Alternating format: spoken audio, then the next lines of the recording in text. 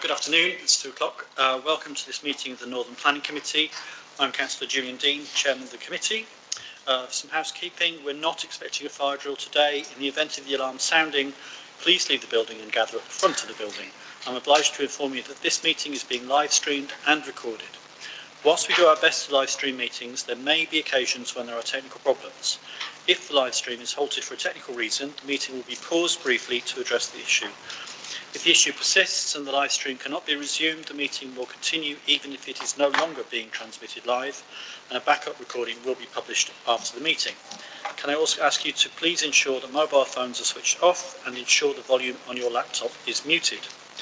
To ensure the members of this committee and all points raised by the committee speakers are properly heard, I must advise you that I will not tolerate any disruptive behaviour. This is a meeting held in public, not a public meeting, and if such behaviour takes place and persists, I will adjourn the meeting. Members should ensure that they are present throughout the meeting, as you cannot vote on an item if you have not heard all of the debate. Can members and officers introduce themselves each time before they speak, so those listening know who is speaking? I shall now ask members of the committee and officers to introduce themselves. So if we can start, Joan, with you, and then we'll work around the room. Thank you. Joanne Thomas, solicitor. Councillor Brian Evans, representing St Martin's. Councillor Andy Davis, St Oswald. Councillor Caroline Bagnall, Broseley. Councillor Gregory Ebbs for Whitchurch. Councillor Gary Groves for Wen. Councillor Mark Owen, Oswestry South East. Councillor Carl Riley, St Martin's West Room, Ellesmere, Rural Villages. Councillor Ben Jeffcott, Bagri. Councillor Neil Bentley, Cheswoodine.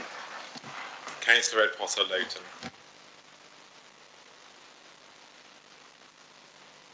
Mark Perry, Senior Planning Officer. Andrew Huntley, Senior Planning Officer.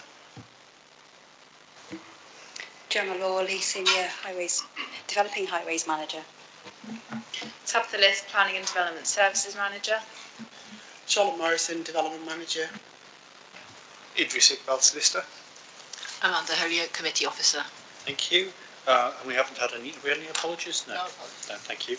Item 3 is public questions. There are no public questions received for this meeting. Item 4 is disclosable pecuniary interests.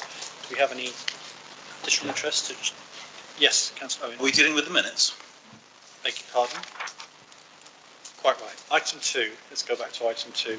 To confirm minutes for the meeting held on the 21st of April and the 14th of May 2026. Can I see a seconder for that? Thank you. I'll propose it. Thank you, Councillor McOwen. Any comments on the minutes? No? Okay, so can I see those approving the minutes? Thank you very much. Thank you. Thanks for that, Mark. Okay, moving on to item 4, disclosable pecuniary interests. Are there any additional interests to disclose other than those already on the website? Yep. Item 7, Kingfisher Whale to speak in. Item 7. Oh, you're speaking. Okay, so I'll speak on that, so it's very interesting. That one. Thank you. Okay.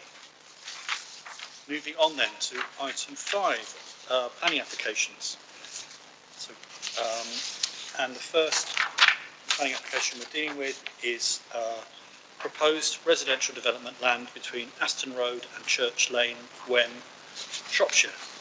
And as is normal, we start with the officer report, then we'll hear from members of the public and others, and then we'll open a debate. So over to officers. Yeah. Councillor Groves, at this stage, do you want to move to the, because you're speaking on this one, aren't you? So, yeah.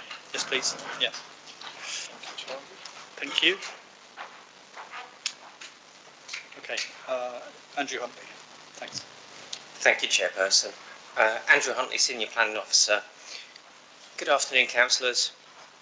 The application before you this afternoon, as most of you have seen from the site visit this morning, is for an outline planning permission for 175 dwellings in Wem.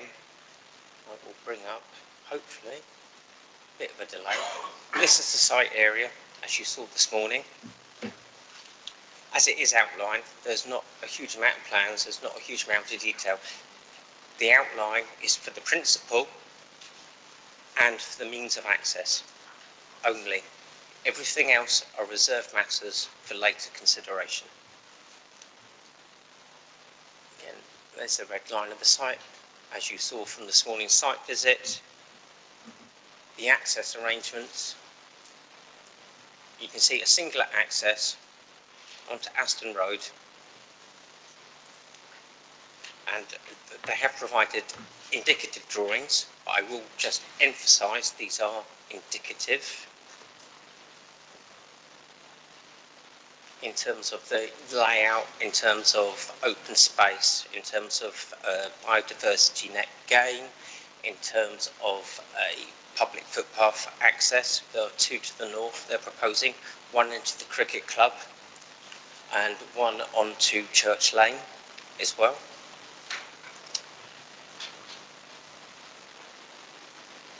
It's a bit more detail for you, but again, this is just illustrative. Everything, this is an outline.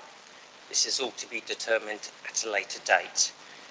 The one thing I just do want to bring up for members, because if you've read the report, you'll see the planning history, and there was a planning refusal, an appeal dismissed 10 years ago for 50 dwellings on a portion of the site.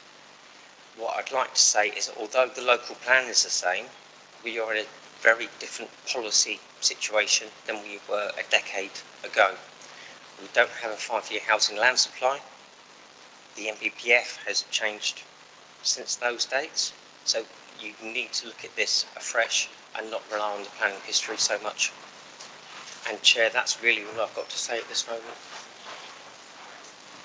Okay, thank you very much. So we'll move to the public speakers. The first speaker is Jeff Sold. So Jeff, if you'd like to come to the microphone, thank you. Yeah. So Jeff, you'll have 3 minutes from when you begin, and if you press the right-hand button, the microphone will come on. There'll be a little red light. Thank you very much. Despite the NPPF presumption in favour of development, the framework clearly defines instances where permission should be refused, where the harm from the development outweighs the benefits, where it would be unsustainable, and where there's a critical safety issue, and I maintain that all three apply here. I will focus mainly on the issue of access. I'm very concerned that the officer report to this committee contains factual errors. At section 629, it states that Active Travel England has raised no objection. That's not true. They in fact recommended that standing advice should be followed. This was before the Transport Assessment Addendum was produced, but that addendum ignores and contradicts ATE recommendations. ATE standing advice is that a safe footpath should normally be 2 metres wide, always 1.5 metres except short lengths, and never below 1 metre. That is not true. The applicant claims 2 metres, but it fails on all three of those measures. The existing footpath, according to ATE, represents critical danger which cannot be mitigated by widening, as the road itself is already too narrow. Therefore, the officers comment at 6210 that there is no substantive evidence that the proposal would result in unacceptable highway impacts, conflicts with ATE standing advice, and cannot be accepted or justified. This critical safety issue triggers NPPF paragraph 116, which states development should be refused if it would be an unacceptable impact on highway safety. Furthermore, approving this application would, in my opinion, contravene the Inequality Act 2010. Wheelchairs, mobility scooters and pushchairs on this footway are already often forced onto the carriageway, as shown in photos circulated. The cumulative risk from this proposal would represent critical harm to the well-being and safety of vulnerable pedestrians and wheelers. In 2016, an application for only 50 houses on this site was refused and an appeal dismissed because of unsafe access to the amenities of WEM, especially medical and schools, environmental harm, loss of good agricultural land and countryside bordering a quiet road, harm to neighbouring bungalows through overlooking and development out of keeping with the character of the neighbourhood. The appeal decision stated clearly this cannot be considered a sustainable development. Further development east of the level crossing would cause more harm than benefit because of highway dangers. The new proposal would double pedestrian and vehicle traffic on an unsafe route. Safe access to vital amenities is a critical requirement for sustainability. This proposal carries the risk of serious harm to those using the access road, as the paths do not meet standing recommendations of 8. This is a critical safety issue under paragraph 116 and grounds to refuse permission. The proposal will cause other unacceptable harm, as I've described, and is unsustainable. I urge the committee to refuse permission. Both the critical safety issue and the 2016 appeal decision hold weight and, in my opinion, would make it completely possible to defend such a decision. Thank you. Thank you very much. Our second speaker, I have a gap here for parish council, but I don't know if we have a parish council speaker. I take it we do not, in which case the next speaker is the local member, Gary Groves.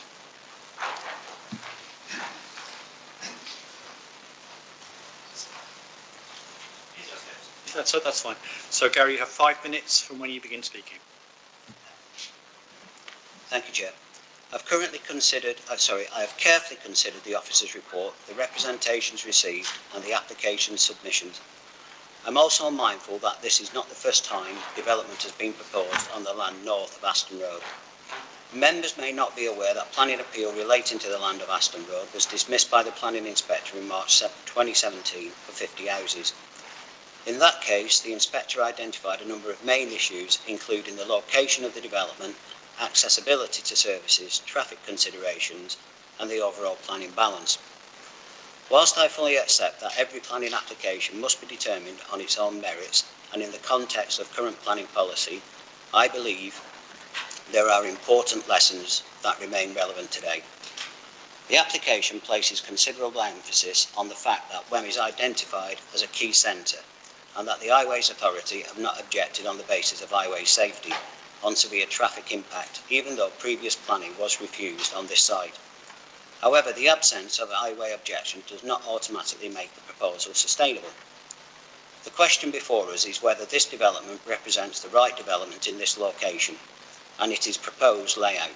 A better layout could be considered where future residents will generally have a realistic alternative route by private car for their day-to-day journeys.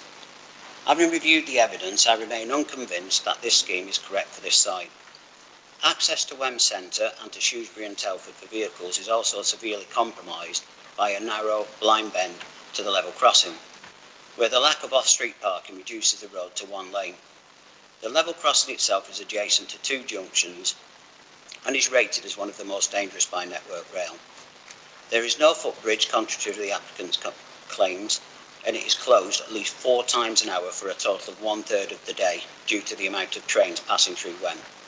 This will result in congestion and delay, especially at peak times, and encourage drivers to use inappropriate, narrow, quiet roads through Barker's Green over a small Grade 2 listed bridge as an alternative, and also through the residential area of Cordwell Park, with harm to the environment, safety of walkers and playing children, instead of an alternative access and egress to the proposed site. The proposal would extend development further into the countryside on the eastern side of Wem.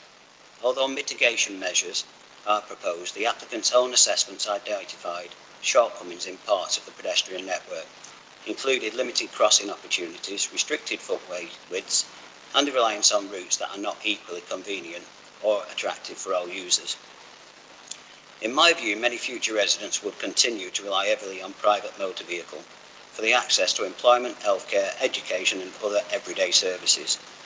This is not consistent with the aspirations of the National Planning Policy to maximise opportunities for walking, cycling and public transport. Paragraphs 114, 115 and 117 of the National Planning Policy Framework require development to support sustainable transport, provide a genuine choice of travel modes and prioritise pedestrians and cycle movements. And I'm not satisfied that this proposal achieves these objectives. Furthermore, when viewed alongside the previous appeal decision relating to the land north of Aston Road, which confirmed that the suitability of development in this location and the accessibility to services were material planning considerations, I believe significant concerns remain regarding the sustainability of the site. For these reasons, I conclude that the proposal would represent an unsustainable form of development in its current layout, contrary to the objectives of the paragraphs of 114, 115 and 117 of the National Planning Policy Framework, and therefore would ask the committee to support refusal. This application asks us to accept that because people can walk somewhere, the site is sustainable. National policy requires more than that. It requires a genuine choice of transport modes and development that actively prioritise walking, cycling and public transport. and I do not believe the standards have been met in this case. The previous reasons for refusal, which was upheld by the inspector, was the development of this site is not considered to be sustainable development in accordance with the overall aims and objections of NPPF by reason of the visual impact of the development, the environmental harm, the developing of a Grade 3 agricultural land, and the harm arising to additional traffic on the railway crossing junction. These adverse impacts are considered to be harmful, resulting in the development, which are not outweighed by the benefits identified or any material consideration, including the financial contribution proposed to overcome the highway concerns. Thank you. Thank you very much. Perfect timing. So if you want to step back, then we'll then take the final speaker, which is the agent, I believe, Reece Sadler.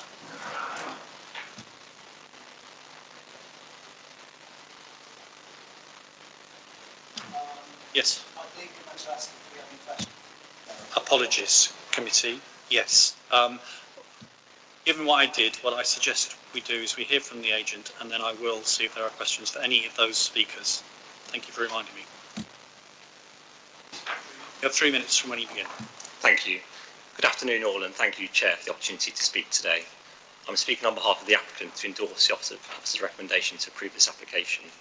This outline planning application is submitted by Bellway, a 5-star national house builder who have a strong track record of delivering well-designed new homes.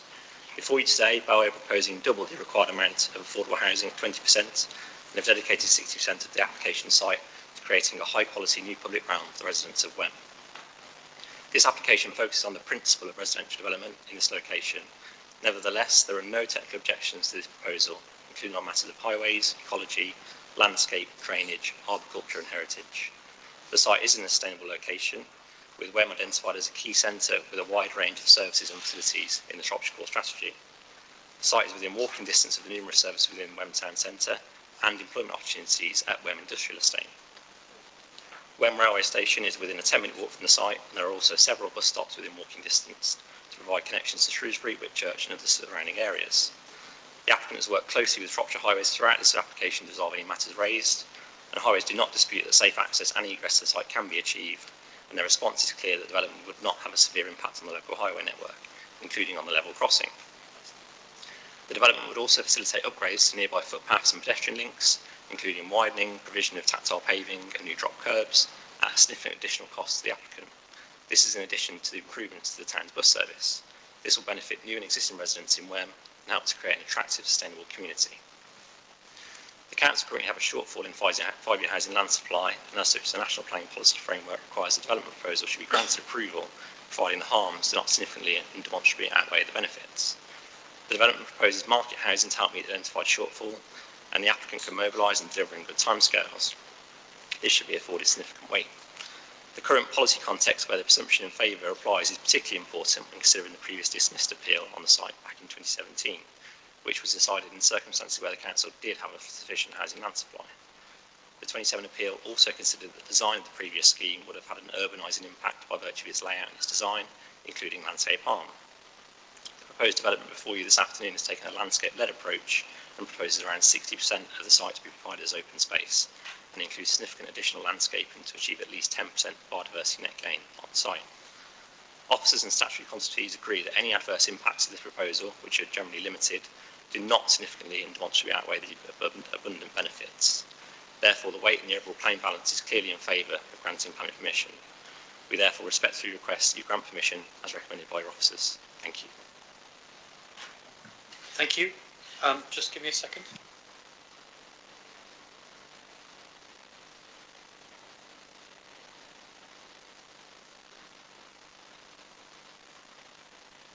Thank you. I'm just being advised about the order in which to take questions so that you have the opportunity to respond to anything that is said in answers to other questions. So apologies, committee, that's my error. Let's just check first of all, does anybody have a question for Jeff Soul? No? Okay, thank you. So does anybody have a question for Gary Groves? Remembering these are questions rather than entering into a debate. Yes, Councillor. Do you want to come forward to answer the question? Thanks. Yes. As you clearly know the area well, in your view, how long will it take to actually walk from the development site into town along the proposed new walkways? So looking at the one on Church Lane, I think it's about 22 minutes. That one, the one to the cricket club would be about 12, but you're going out to come back. Okay. Yes, just follow-up questions, finally, please, thank you. And is that route accessible for wheelchairs? No, not the Church Lane one. Thank you. Okay, thank you. Does anybody have any questions for the agent? In which case, I think you get an... Yes, of course. Sorry. You said there were going to be improvements to public transport. I appreciate that this is, it's not directly relevant to what we're considering today, but can you just briefly tell us what those would be? Yes, of course, thank you, Councillor. So that will be agreed through the Section 106 agreement, which will form part of the permission if granted. But Bellway, in principle, are supportive of making financial contributions to the existing 201 Wem town circular bus to improve that frequency. As I say, the detail will come through that Section 106 agreement, but in principle, it will be frequency improvements to that existing service. Thank you. Any? Yes, Councillor Davis. Thank you. You had a comment regarding the walkways. Have you considered a safe walkway from your access point to the site, to the town?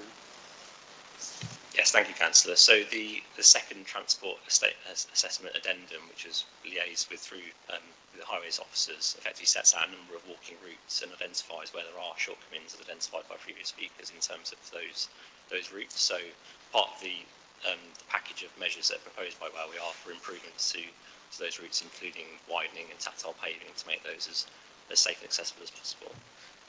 As Andrew said at the start, the detail of that will follow, but in principle, Bellway are committed to supporting that project. Thank you. Thank you. Oh, yes, Councillor Jeffcott. Did you at any point in your discussions with the Highways Department contemplate or discuss the merits of building a link road to Salton Road? Or did you not do that? Did Highways not encourage you to look at that? Thank you, Councillor. So that's not part of this proposal, and as you can see from the plan, Bellway control the land which is shown within the red line, so access further north around Church Lane isn't within the applicant's control.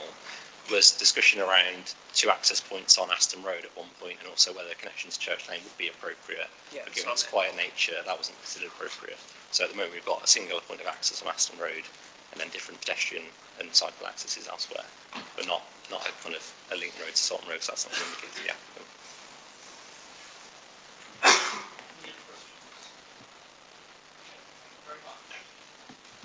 Sorry, my microphone's on. Okay, at this point, officers, any response to what you've heard so far? No, Councillor, not at this point. Thank you. Okay, so we open it up to discussion. Just to remind members, this is an outline application, and up for discussion is the fact that is site access and highways works, green infrastructure, including public open space, sustainable drainage, landscape buffering, immediate green space, and ancillary works. I assume that's all part of the outline. Okay, who wishes to begin? Councillor Davis. Hi, thank you. We've had a site visit this morning. Access along the 60-mile-an-hour road is a rather concern. Are there any further thoughts on reducing the speed there to make it safer for egress? Yes, I think at which point it would be quite useful to hear from Highways. And can I perhaps add a supplementary question? So we saw in the officer's report that originally Highways were minded to object, and then we saw a subsequent statement that you are no longer. So it would be good to have an explanation for what's changed in your view on that too. Thank you. Okay, so just to address the first point by Councillor Davis, in relation to the site access, it's the intention to seek a Section 106 contribution to extend the 30-mile-an-hour speed limit to incorporate the access point. So that would be secured through the Section 106 and as part of the off-site kind of development works. In terms of the Highways position, then there's obviously been quite a lot of negotiation over the duration of the application. Most recently, the applicant submitted the amendum to the transport assessment, which addressed some of the concerns that had previously been raised in terms of the off-site and connectivity between the site and from the pedestrian and cycle perspective. So this was kind of reviewed, and on the basis that we look at whether the test for raising a highway objection would be on a kind of a severe basis. So as part of the assessment that was done originally, there was analysis on kind of like junction assessment, and the results of that have indicated that there is no kind of capacity issues within the highway network. So the concentration then moves on to kind of safety aspects and active travel and connectivity and sustainability of the site. All matters have been reviewed, and it's been concluded really that a highway objection couldn't be sustained in this situation, and that the test really in this case is severe, and that whilst we acknowledge that as part of the assessment that's been done, the walking distances are, and they are, publicly available in terms of the sort of the journey times. They do, to get to the secondary school is in excess of 20 minutes walk. That is acknowledged, but from our perspective, we don't consider that highway objection can be sustained in this particular case. What we are proposing is, or supporting, is the applicant has put forward various different measures which would then be delivered by the developer themselves to kind of mitigate the impact of the development itself. And then in addition to the passenger transport contribution as well, which would then also, improve the bus connectivity within the site from the town centre to the site itself. But I'm happy to take any further questions. Thank you very much. Councillor Owen. Thank you, Chair. Can I first of all say that the principle of development on this site I have not got any issue with. So in that respect, I'm fine. Can I confirm, secondly, the northern access for pedestrians have contributions from the developer to allow drop curves and so on going in. I applaud that, certainly. The southern access, which is the main vehicular access, is also a pedestrian access, I believe, from looking at the plans. And can the officer first of all confirm that the pedestrian access on the southern main vehicular access, it's a pedestrian access to nowhere in effect, yes, as far as safety is concerned? There isn't a pavement going from that access to join the first pavement access a little bit further in towards town. That's what we saw this morning during the site visit. Is that actually the case? Am I correct in that? That slightly goes beyond the vehicular access issue we're dealing with in this outline application, but it is something we can certainly look at as an off-site condition. So there isn't a pavement, you've confirmed that, that's great, thank you.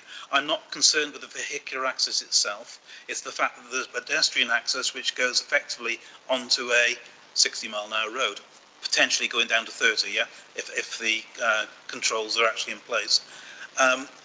We are allowed, as part of this outline application, to consider the safety of pedestrians as a result of this particular access, and it actually worries me greatly that there is a section of pedestrian access which is mixing with vehicular access from the southern part. And the fact that there isn't anywhere to get to the main pavements, and I'm not talking about the width of the pavements, I'm actually talking about physically getting to the pavement. That's the thing which actually worries me a great deal, because I suspect that not all pedestrians will go through the northern route. Some will, but they will all be expected to actually go to the southern part to get along in towards town. So that, as I said, concerns me greatly, the safety of the pedestrians linking into the pavement network. Well, sorry, Councillor, just to be very clear, from this, the access plan, you can see from the ownership of the applicant, there is a pavement being provided up until what they own in terms of the land area. Obviously, we did walk further up beyond that, and it isn't consistent. That is true. But the applicant is providing a safe pedestrian access up to what they control. Any other members? Yes, Councillor Owen. Thank you for the clarification, that's great. However, you've still got a section which doesn't join up to the main pavement network, which still worries me. That's what I was trying to say, but you've clarified for me as far as the pavement up to a certain level, yeah? Thanks. Hang on a second, members.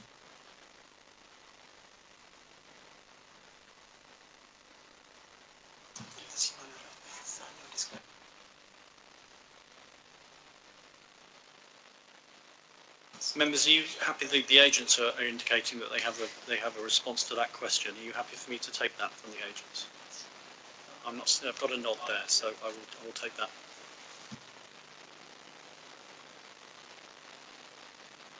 Sorry, thank you, Chair, thank you, members. Just to be clear, the off-site works, both within the red line boundary of the applicant's ownership and off-site highway works, would lead to a continuous footway on the northern side of Aston Road. So whilst the red line goes so far in delivering that within the site, off-site improvements committed to as part of the application would lead to a complete stretch of that of a footway on the northern side of Aston Road. Thank you for that. Yes. Thank you for that. Thank you. Thank you. Can we just check with officers that that was your understanding as well? Sorry, for the off-site works, yes, which obviously will be conditioned. So we need the finer details of that to be agreed at reserved matters condition stage. Okay, so to help members, let me see if I've got this right, that we are being told that even within this outline application we have pavement up to the edge of the site under their control, and we are expecting at reserved matters to be able to secure contribution to get continuous pavement through to the town centre. Is that correct? Yes. Sorry, you probably just clarified the point really in terms of that we'd expect that the drawing that's shown on screen would be subject to a planning condition, and so details to be submitted and are kind of approved really, and that drawing sort of does indicate that there's a 2 metre footway which, you know, would be sufficient and meet the kind of minimum requirements. Okay, thank you. Any other members? Yes, Councillor Davis. Let's just say it would have been useful to have had that information this morning, to try and envisage where that footpath is going to go after the visit this morning, and where the land approaches the road. I'm still quite unclear how that's going to feasibly work. That's a reserved matters issue, Councillor. So you're getting beyond what this is about the principle and highway safety for the access. These are matters for a later consideration, and that's why it wasn't mentioned. So as Chair, I'm just going to make a point here. I mean, I get that, but also, if based on a site visit we cannot envisage how reserved matters of that sort could be actually achieved, and I can imagine other situations where that might be the case, then simply to say something is reserved matters doesn't actually make it a sustainable site if we can't see a way of achieving that. I think that was the concern, that actually achieving a proper pavement would be tricky. And I will turn that into a question because I want to pick up on Jeff Sol's point, which I thought were well argued in terms of ATE's position on this. So they hadn't responded because they just put in a standard response that we always see from them. Please refer to our guidance. The suggestion is that, I think the way you put it was that it can't be mitigated. In other words, that it would not be possible, given the constraints of the site and the access into town, to achieve the standards that ATE would expect. And that would suggest to me that we are talking about a development which is not raising standards but lowering standards, which is something that I don't think Shropshire would want to support. So I wonder if you could comment on whether, in your view, we are in a position where we could, at reserved matters, achieve something which would be acceptable to Active Travel England. Councillors, Active Travel England aren't a statutory consultee. They provide guidance. In historic towns and villages, you're not going to get 2 metre wide pathways everywhere, cycleways everywhere. There's got to be a balance struck in terms of what is physically achievable, and what we have to look at the wider planning balance as well. What impact would paving over the road cause? What impact would it have on the character of the area. So it is just guidance, and yes, we strive to include obviously active travel in every development, but there are physical constraints that we have to accept. Okay, that's helpful. Thank you. Any other members? Yes, Councillor Evans. Thank you, Chair. Just one question about the agricultural land. It seems that this site is taken up, well, 95% or 94%, I think the site is taken up prime agricultural land. And I was just wondering what weight should be attached to its loss.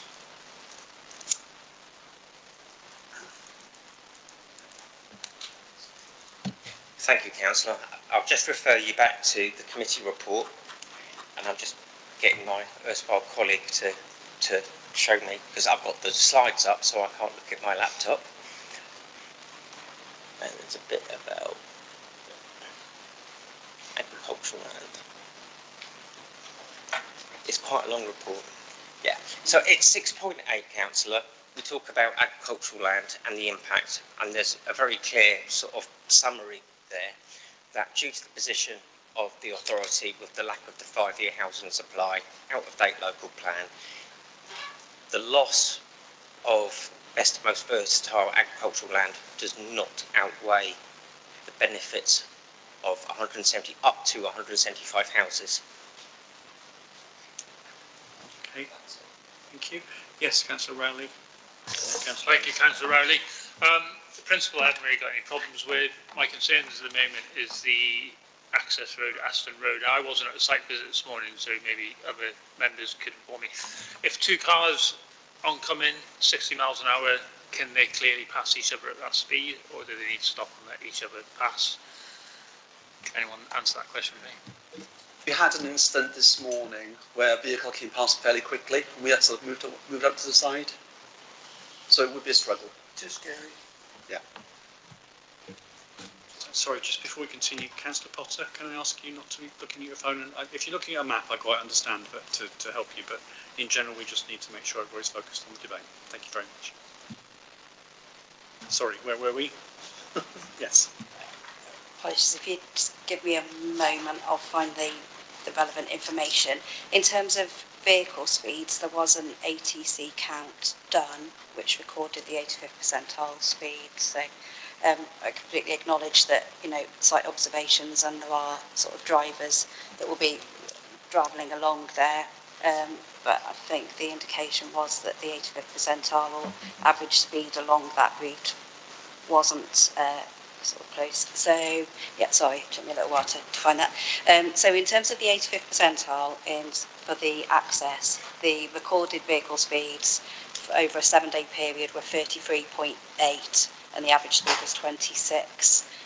So from a highways point of view, then, you know, we would look at that, and, you know, it informs the visibility displays, but also in terms of the safety aspect of it. In which direction were you monitoring? So both directions. So yeah. So in one direction, so westbound was 33.8 and eastbound was 33.7. And that's in table 2.1 of the original transport assessment that's submitted. Thank you. Councillor Ebbs. Thank you, Chair. Do we have any images of the access? Not as a map, but potentially any coloured images or photographs on the system at all? So my wider inquiry is, who is responsible for the management of the hedges adjacent to the access? My concern is during particular summer months about visibility when exiting the northern or the southern road may be compromised due to foliage. I'm just curious on who would be responsible for the management of any land which might obscure visibility for roads. Councillor Ebbs, we have to assume that hedges are properly maintained. We can't take that. That's not a planning reason, I'm afraid. I mean, I will take any comments from officers, but... I'll just clarify that at that point. So in terms of the access point and the visibility, then it would be subject to a legal agreement and that land would be dedicated. And then the assumption is that once it's sort of taken over by the highway authority, then it would be highway maintainable at public expense and then kept clear visibility. Otherwise, we would normally attach a condition that says that the visibility displays are to be kept clear of all obstructions. Okay, thank you. Yes, Councillor Evans. Final question. Education as well is a concern, of course, and I was just wondering if the office can confirm that the proposed contributions sufficient to mitigate any pressure on the local schools. Obviously, in part of the consultation process throughout this application, we consulted the Education Authority, and they have come back with recommendations and a sum of monies they would seek to secure to ensure adequate educational provision. Thank you. Okay, I have one more, which I'll take Councillor Jeffcott first. Yeah, question to highways, following on from what I said before. I mean, I'm concerned that we're not taking the opportunity that we need to improve the access situation for WEM as a whole. A number of objectors have commented on that they're surprised that you have encouraged the applicants to go for a single access rather than to deal with an alternative access. Is Church Lane completely unsuitable for an access? Is that something you've determined, or? Yeah, so from a highway point of view, we wouldn't want the intensification of Church Lane, that we would be directing vehicles to the south of the site onto Aston Road, that we wouldn't consider it to be a suitable kind of vehicular access to the site. Okay, so my question is, so a couple of members have said that they don't have a problem with the principle of development there. I'm not sure whether I agree with that. And for me, the issue is that that particular corner of WEM, given that it requires access via a road which we saw was not ideal, and then across a railway crossing, which is also not ideal and has been identified as not, as one of the least safe in the country and is an issue for the town as a whole. Given all those things, I'm struggling to see how, whilst WEM as a settlement is suitable for further development, whether that particular corner of WEM is suitable for development. And I can think of lots of corners of Shrewsbury where development would not be appropriate. The other side of the river where the showground is, for example. That's, whilst Shrewsbury is clearly right through development, unfortunately, or fortunately, however you look at it, there are areas that are not. So my issue, I suppose, is whether that particular south-east corner of WEM, given the access, given the nature of the access into the town centre, is genuinely a suitable and sustainable site for the scale of development that is being proposed here. So I'd be interested in your comments on that, please. I think firstly, Councillor, just going back, we have no highway authority objection. I will refer you to the consultee responses in section 4 from Network Rail that says they have no objection to this development in terms of the impact on their network. I would just really stress that our local plan's out of date. We don't have a housing land supply, 5-year housing land supply. That carries significant weight in favour of this development. Your own policy says WEM is a key centre. In itself, that means you are stating it's a sustainable settlement. So unless you can narrow down precisely and very specifically, then, as I said, my report says it's recommended for approval for a reason, councillors, and that's because it's the right planning decision, because there is no significant, and the NPPF is very clear when we're in a tilted balance situation, that we need very significant and demonstrable harm that outweighs the benefits. And when we have, I have a slightly updated figure for housing, it's 4.51 or 4.55, which is hot off the press. That's a significant undersupply. Okay, thank you. Just one comment. I wouldn't expect highways to object. It's the railways to object. It doesn't affect them. It affects the people who are trying to cross the railway line rather than the people who are trying to use the railway line. However, I take your point. Right, I have a couple of hands and then I'm going to start looking for proposals from the floor at some stage. No hands have stayed up. Does anybody wish to make a proposal from the floor? Councillor Owen. I was going to say what you said, Chair, that so once the barriers are down, Network Rail isn't affected and therefore wouldn't object. But I take all the points that have been made by the officer. Okay, members, is there anybody? Councillor Evans. Thank you, Chair. I tend to agree with you, Chair, that there's so many aspects of this application that worry me. But I take on board fully what the officer is saying, that the NPPF housing shortfall weighs significantly, and I think that we should consider that carefully if we transfer it. Thank you very much. Yes, Councillor. Beg your pardon, Andrew. Can I just say one thing, councillors? What hasn't been discussed, although it is outlined in my report, is the benefits of this scheme. This is in the north, obviously, so they have a policy requirement of 10% affordable housing. They're offering up 20. They're also offering increase in BNG over what is required legally. They're also offering more open space than is required by any policy that we have. These are all benefits which are detailed in the committee report that also weigh heavily. It's not just a 5-year housing land supply, it's what is being offered as well. Thank you for that. Are you indicating? I would like to make a further point. Yeah, on, I think, page 4 of the report from the consultants, which Transport Assessment Addendum, which came in recently, on page 4, it talks about the fact the NPPF states that opportunities to maximise sustainable transport solutions will vary between urban and rural areas and should be taken into account. It's noteworthy that the development is located on the edge of the urban area and therefore semi-rural in nature.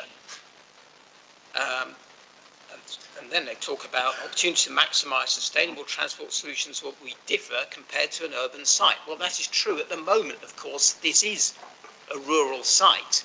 But if this application, if we grant this application and it is built and conditions are set, it will then no longer be a rural site. It will become an urban site. By definition, it is a substantial piece of development. It is a large development. And I think that the fact that the consultants are pulling out that document from that statement from the NPPF is misleading. We need to take account of the fact that we're turning this part of Wen from countryside to something urban. So unless we come up with a scheme which has acceptable access that is suitable for an urban area, an urban site, and which has acceptable access to Church Lane on the northern side, because it is better to develop residential areas which have a network of access rather than giant cul-de-sac, particularly for active travel. So I think we need to see it in that light. That's what gives me grave concern about whether or not we're doing the right thing with this application, and bearing in mind the history of the site and the previous appeal, even if it is 10 years ago, I think that is relevant. Councillor, are you making a proposal? I would like to propose that we reject this application on grounds of access.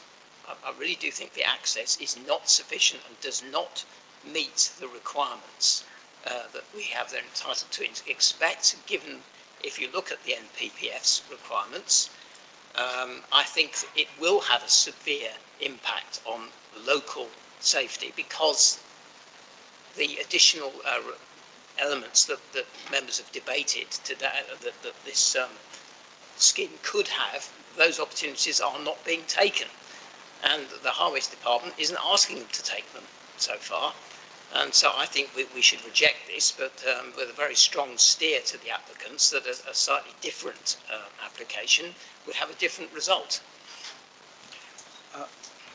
Did you want to speak, Councillor? Member of Staff Officer Charlie.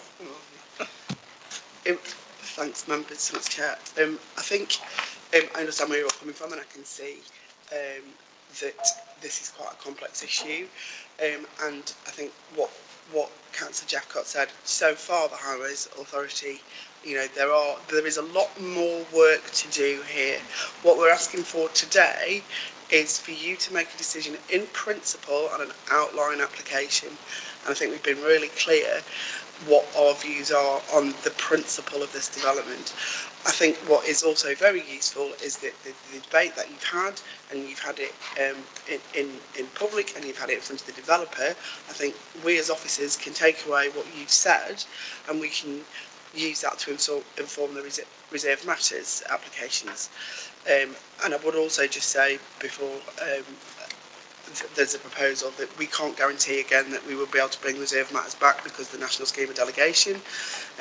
So you can hope for us to bring reserved matters back if indeed we are able at a later date. But I think we have listened carefully to what you said, and we will deal with those matters. This has been a very helpful conversation to help us guide the developer through the reserved matters applications, bearing in mind what this discussion and useful debate has been. Thank you, Chair. Thank you. Councillor Rowley. Councillor Riley, if we were to defer the application in order for the developer to come back and have a look at the access to Church Lane, because I agree with colleagues that just having one access into a massive cul-de-sac effectively isn't really good enough, and there is opportunities to have better access, and certainly onto Sutton Road, onto the north, which is a much bigger road. Is that something we could possibly look at? So then, if then hopefully it would come back, and then we would have a better idea of what maybe the developers have got in mind to help that. Thank you. Thank you, Chair. Yeah, I think we'd have to be clear about what we're actually asking the developer to do in terms of, you know, if we're saying, do you want a sort of secondary access onto Church Lane? I think we've said before, you know, Church Lane is kind of restricted in width, and I think probably from our point of view, we wouldn't be overly supportive of the intensification of Church Lane, notwithstanding. So I think from our point of view, we've assessed the application, and we're satisfied that the access arrangements are acceptable in principle. Yes. Can you use your mic, please? Sorry, Chair. Can we bring up the diagram of the layout, please? Yeah. So, you know, for me, the additional access is to the north onto Church Lane, where you've got that compound. But obviously, you've got a lot of green space up there as well to deal with that you've given to the development, which kind of restricts that a little bit. Because then to the other side, you've got the cricket pitch, which you're not obviously going to want to touch that. And what's your conclusion from that, Councillor Ray? Are you withdrawing the call for an additional northern access? I think there needs to be a northern access still. I think there needs to be work on it. It's just because the southern access, all the traffic is just going to head into Wen. And that's a problem. Okay, understood. I'm going to try and move things on a little bit. I have seen you two, but it seems to me we have a proposal to reject on the grounds of access, but we have different versions of that. So one version is around the active travel aspects. Another version is over whether we agree with highways that the single access is appropriate. I'm going to take a few comments on that, and I'm going to make my own comments first. So on the second point, being familiar with development in my own division, which is approximately this sort of scale with a single access point, I don't have a problem with a single access point, and I would support not putting more traffic onto other streets which are not suitable. So I would not be able to support a rejection on those grounds. I also struggle with the active travel aspect because I do recognise that this is outlined and that we have made our views very clear and given a very clear steer, whilst recognising, as you say, the nature of an older rural village, and that therefore achieving the high standards that ATE would expect is not always possible. I recognise that's always the case. I do recognise that. So I will struggle to support the proposal to reject on those grounds. I'm still not sure about the whole principle of development in terms of whether this is, given all the various constraints of the site, whether an application of this scale is suitable, but that's a different issue. So so I would like to sort of just see if anybody wishes to second, first of all, the proposal, because we need to get our grounds right here, folks. So first of all, is anybody wishing to second what I think is Councillor Jeffcott's proposal that we reject on the grounds of insufficient attention to active travel? Is anybody wishing to second that as the reason? I was second. Okay, so we have a so I'm minded to move to a vote on that one straight away because I think we've debated it. That we will then look at whether it's about the second access. Yes. Oh, well, let me do that. Why not?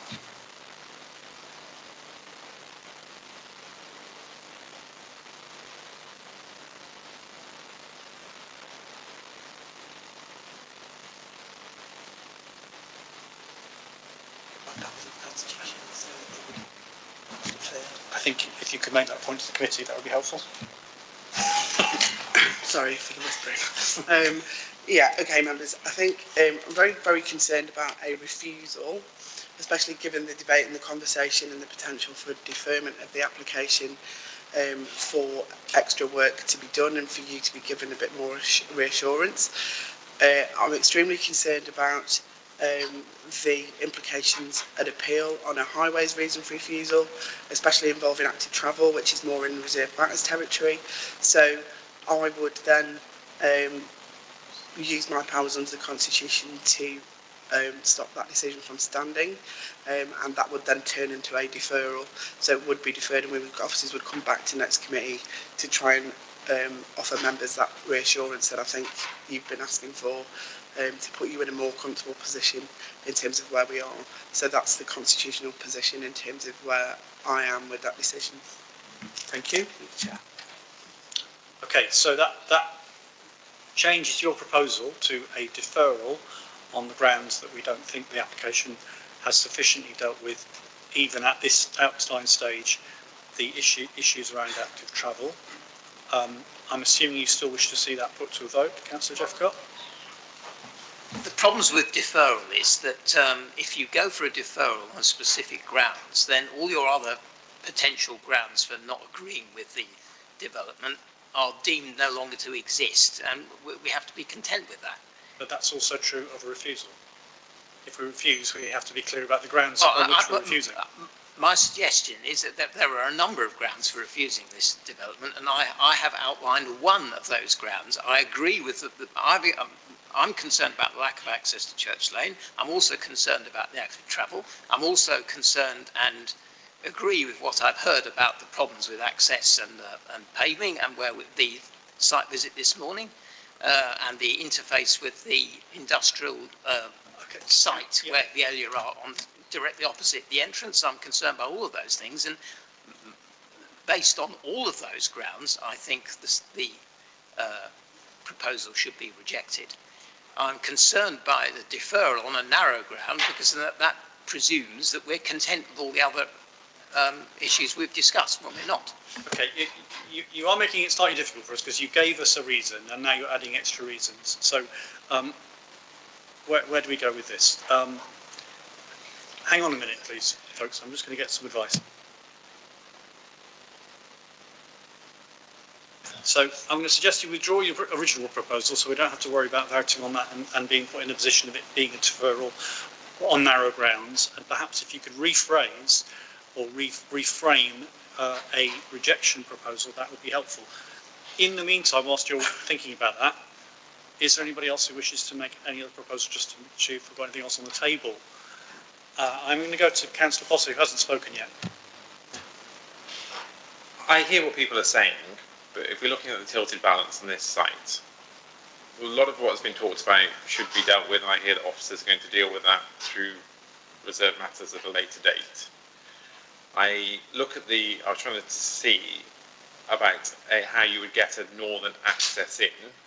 But in doing so, I think that would be at the detriment to some of the other benefits that are associated with that site. And particularly with two accesses, if one becomes the dominant access anyway, all you're doing is shifting traffic onto another area. And the access to the north isn't necessarily very easy without going sort of through that big green wedge at the top, which sort of defeats some of the objects of the biodiversity net gain and things like that. So if we're looking at the principle of development, I would be proposing for approval. Thank you. Does that have a seconder? Thank you, Councillor Evans. Okay.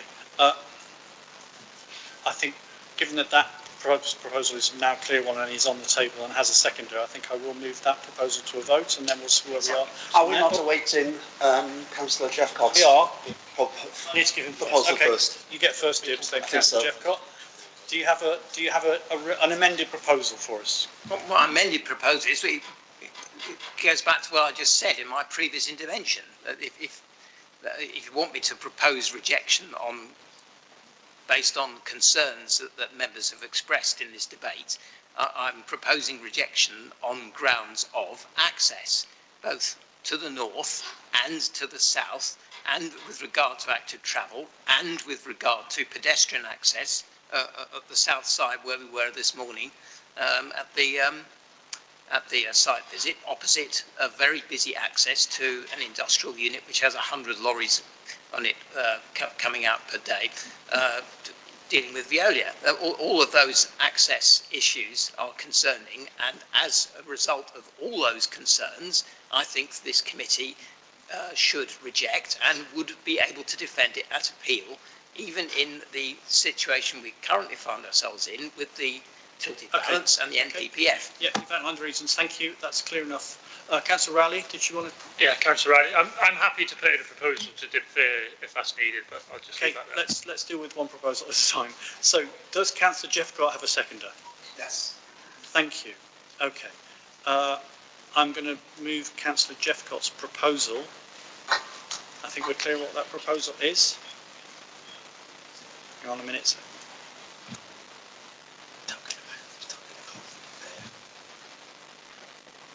So, if we vote on it, it's likely that it will then be moved to a deferral by officers, which they have the constitutional right to do.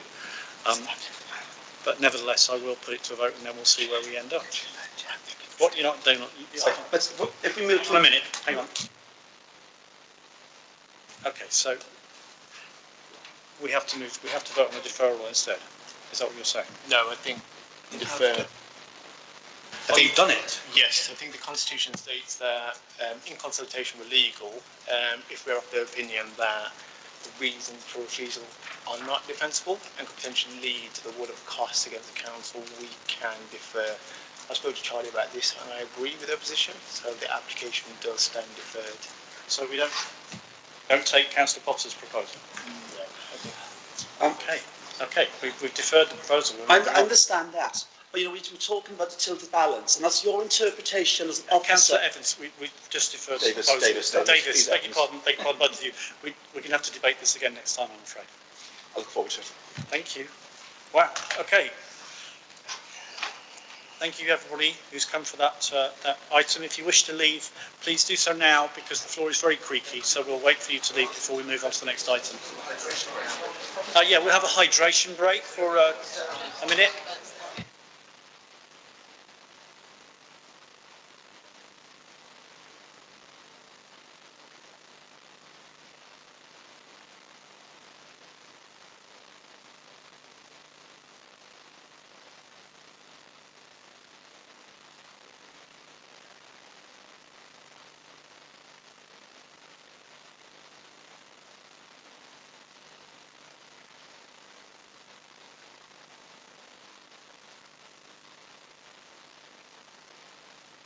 Folks, just to tell you, we are still live, so make sure your microphones are off if you're chatting.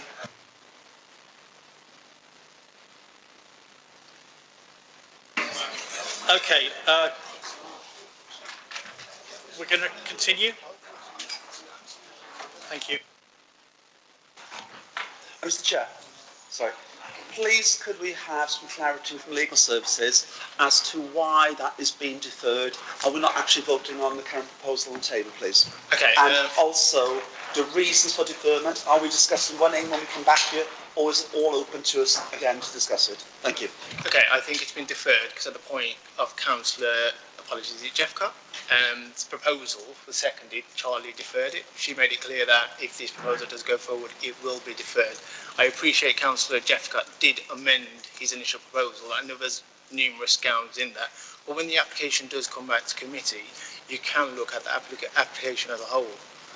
So the merits of the application still apply. You still apply your mind to the proposal in front of you. So for clarity, thank you. So in the meantime, will you be discussing with the developers concerns we've raised here today? Is that the plan? Well, I think planning would, but I think you have to remember when we defer application like this, there is a chance of non-determination, so they could appeal. So we defer. They do have the right to appeal. So you do kind of have to remember that before we do kind of exercise deferration, only defer if there is real concerns which we think can be addressed for it to come back to committee. I'm pretty sure Charlie will now add to that in her planning capacity.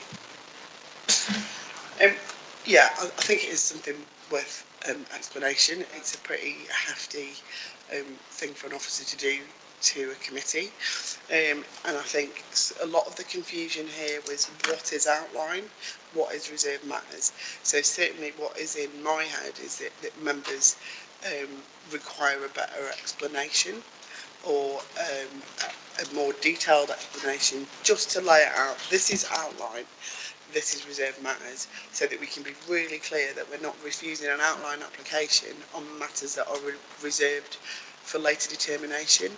That is an absolute reason for an inspector to grant costs against the council. Given the scale and size of the development, the financial cost of the council would be significant. Hence why those powers have been exercised, and that is if we refuse on a reserved matter at outline, that's an absolute cost, and then we will have to meet the developer's costs, and because the likely appeal would either be non-determination because we failed to make a decision, or on the basis if we went forward with the reason for refusals as stated, which is what concerned me. I just think we need to provide that extra explanation, but I think you're talking in the tens of thousands of pounds, and a 2-week public inquiry, which with a little bit more explanation to members, I think to help members understand exactly the issues that you've raised, and we'll very carefully go back and listen to committee again to make sure that we pick up all of these issues, and what is provided then is a report that is in public that addresses all the issues that members have raised and gives you that clarity to then allowing you to make a properly weighted decision, excluding those things that are reserved matters such as active travel. Thank you. I'm going to move on. This might just help. Obviously, there is some confusion between reverse matters and outline planning permission. If we were to approve that, Charlie, can we approve it with some recommendations to come back to us? Absolutely. I thought the conversation was really useful. I think members really brought out the issues that they consider important, and I think that really helps inform us as officers and the developer as to how to have those conversations. So I think we'll hopefully be back at next committee with some clarity on those issues for you. Okay, thank you. Thank you for the question. Good. Okay, let's move on. Item 6. Proposed residential development land to the west of Crosmere Crescent, Cockshott. Officers. Thank you, Chair. This application is for the erection of 14 dwellings on land in Cockshott. As members will have seen this morning, the application site comprises an enclosed parcel of agricultural land located immediately adjacent to the existing built form of Cockshott. The dwellings proposed are a mixture of detached and semi-detached properties. In terms of the breakdown of the properties, there's one and 2 bedroom semi-detached dwellings, which are the affordable properties, 3 and 4 bedroom detached dwellings, and 3 bed bungalows. The 2 affordable dwellings would constitute a percentage of 14%, which is obviously slightly above the 10% policy requirement. The application proposes the upgrading and widening of the section of adopted highway that leads to the site. A short section of this road will be widened to 4.8 metres, which will allow vehicles to pass one another. The submitted layout provides off-street parking, turning facilities, and the internal road network is proposed to adoptable standards.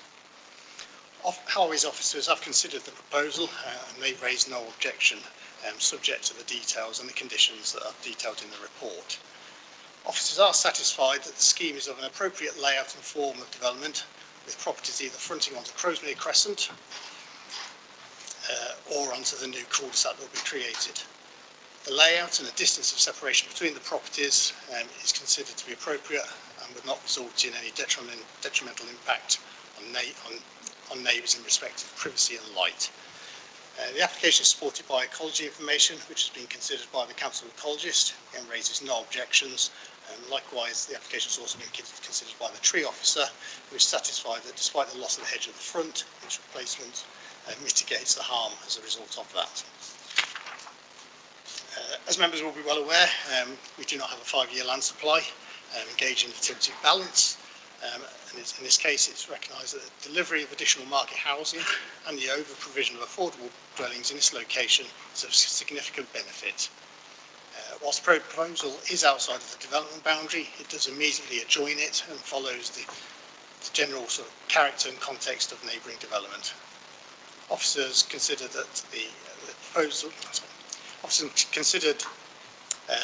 identified harms of the development by providing development in a countryside location is not outweighed by the benefits. It is therefore recommended for approval subject to the conditions that are set out in the report and also a Section 106 legal agreement to secure the 2 affordable houses. Thank you, Chair. Thank you very much. We have 2 speakers, or rather 1 statement and 1 speaker. So I believe the first statement is going to be read by Idris, which is from local member Sarah Marston.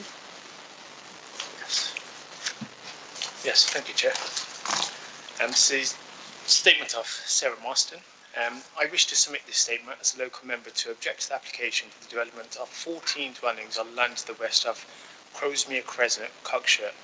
I want to make clear that I support appropriate housing growth in our rural communities.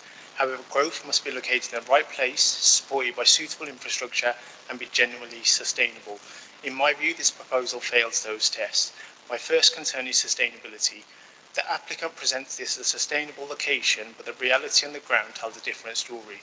For development to be sustainable, residents should be able to access services and facilities without being heavily reliant on private cars. Cockshutt's range of services is becoming increasingly limited. The village shop, which would previously have been regarded as a key local facility, is no longer operating. Residents must therefore travel elsewhere for many of their day-to-day needs. Additionally, one of the village's most important community assets, the village hall, is facing an uncertain future. While I hope a solution can be found, this illustrates the fragility of local services in small rural communities and the need to build homes where there are facilities to support them. Furthermore, the development is unsustainable because of limited public transport provision and poor pedestrian connectivity. There is no continuous footway along Crowsmere Road and the A528. Residents walking to bus stops, for example, are required to use sections of road without continuous pedestrian infrastructure. This is particularly concerning for children, older residents and those with mobility difficulties. Taken together, the loss of local services, limited public transport and poor pedestrian connectivity means that future residents will be heavily dependent on private cars. That is not a model of sustainable development. Linked to sustainability of the site is highway safety. The routes serving the development already present difficulties. Serious concerns have been raised regarding visibility at the junction of Crowsmere Crescent and Crowsmere Road. An issue that is raised regularly with me and the MP is the connection with the A528 from Crowsmere Road. Increasing traffic movements will impact the ability of this road network to accommodate additional traffic safely and create a hazard for road users and pedestrians. My second concern is infrastructure. Residents reported recurring sewage infrastructure problems affecting the existing foul drainage system serving Crowsmere Crescent. Local experience suggests that the network is already under significant pressure. Adding 14 additional dwellings risk exacerbating these problems, and no convincing evidence has been presented that the necessary upgrades are in place to accommodate this development without adverse consequences. Finally, I would ask members to carefully consider the views of Cockshott Competton Parish Council. The Parish Council formally objected to the application. Their concerns include those I have raised, as well as the removal of hedgerows and the proposal's departure from established planning policy. This application is not simply about delivering housing numbers, it is about whether this particular site represents the right development in the right location. The proposal is outside the settlement boundary, it conflicts with the planned growth strategy for Cockshott, it is increasingly detached from local services, it will result in greater reliance on private cars, it raises unresolved concerns regarding highway safety, drainage infrastructure and the capacity of the local road network. It would also result in the loss of hedgerows that contribute to the rural character of this part of the village. For all these reasons, I respectfully ask the committee to refuse planning permission. Thank you. Clearly we can't ask any questions of the local member. So we then have the agent, Kelly Griffiths. So Kelly, you have 3 minutes from when you begin. If you press the right hand button, please. Mr Chairman and members of the committee, thank you for allowing me to speak in support of this planning application. The highway officer raises no objection to the proposal, subject to minor highway improvements at the junction of Crowsmere Road and Shrewsbury Road, which will enhance highway safety for all road users. The site itself is accessed from a very lightly trafficked road, as evidenced by the ATC data. That data has been accurately collected and has been accepted by the highway officer. Furthermore, there have been no recorded personal injury accidents along this stretch of road in the last 26 years, demonstrating the existing highway operates safely and that the modest increase in traffic generated by the development is likely to have any material impact on either highway safety or capacity. Having grown up in Cockshott and attending the primary school myself, I know the village well. Pedestrians are able to use the footpath through the churchyard to access local amenities and facilities, a route I've personally used for many years, providing safe and suitable connectivity for all users. In terms of drainage, a developer inquiry has been submitted to Severn Trent, who have confirmed there is sufficient capacity within the existing foul sewer network within Crowsmere Crescent to accommodate the proposed development, with surface water draining to soakways. Members will be aware that the Council is currently unable to demonstrate a 5-year supply of deliverable housing land, meaning that paragraph 11D of the NPPF is engaged. The framework is clear that planning permission should be granted unless the adverse impacts of doing so will significantly and demonstrably outweigh the benefits when assessed against the framework as a whole.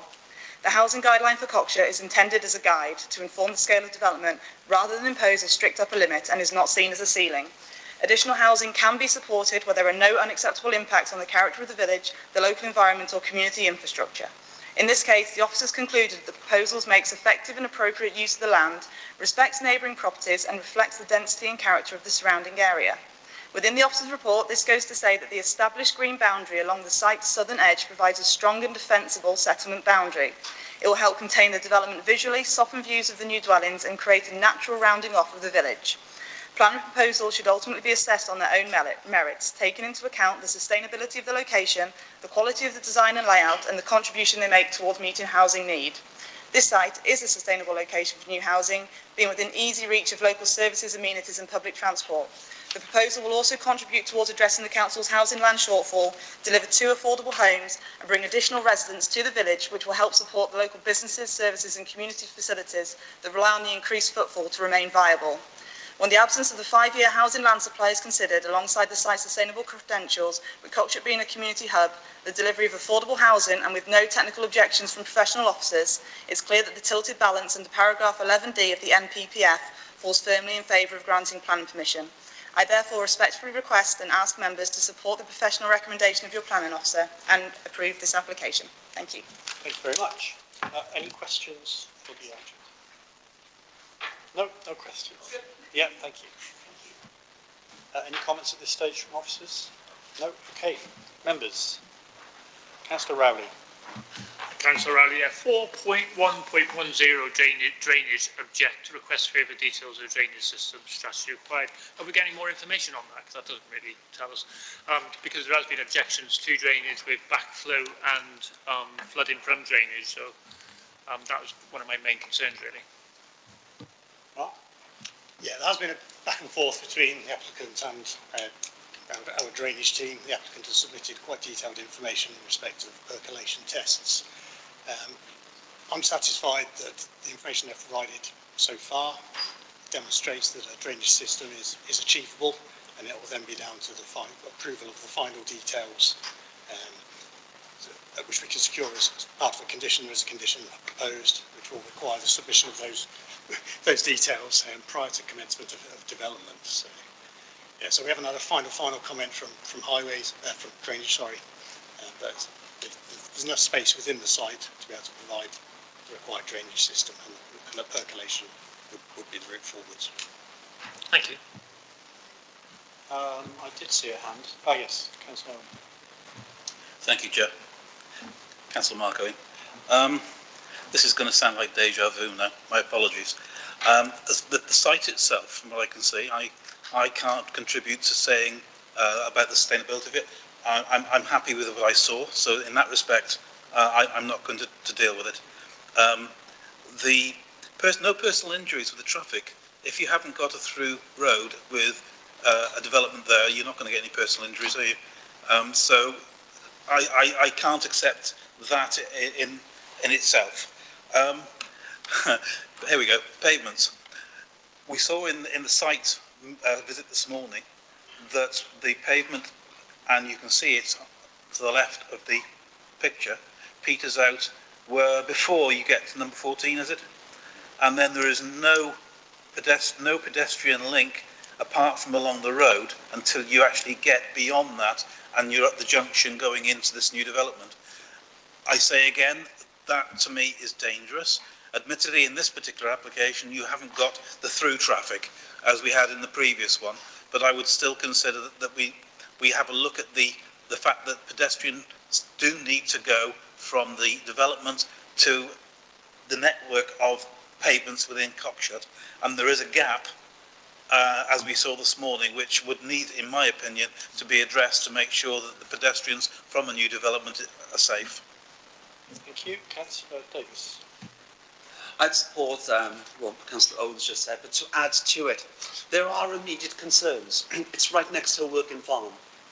You know, so there's no actual footpath from the edge here to the start of development. On the left-hand side is a large farm where they're doing hay bales at the moment, with young children back and forth on their bikes, back and forth here, with farm vehicles coming from the road. How can that be mitigated? Any other members at this point? Councillor Jeffcott. Yeah, and also sort of deja vu, if you like, is descending. As we saw, as Councillor Owen said, the problem with this application is that it doesn't contribute pavement.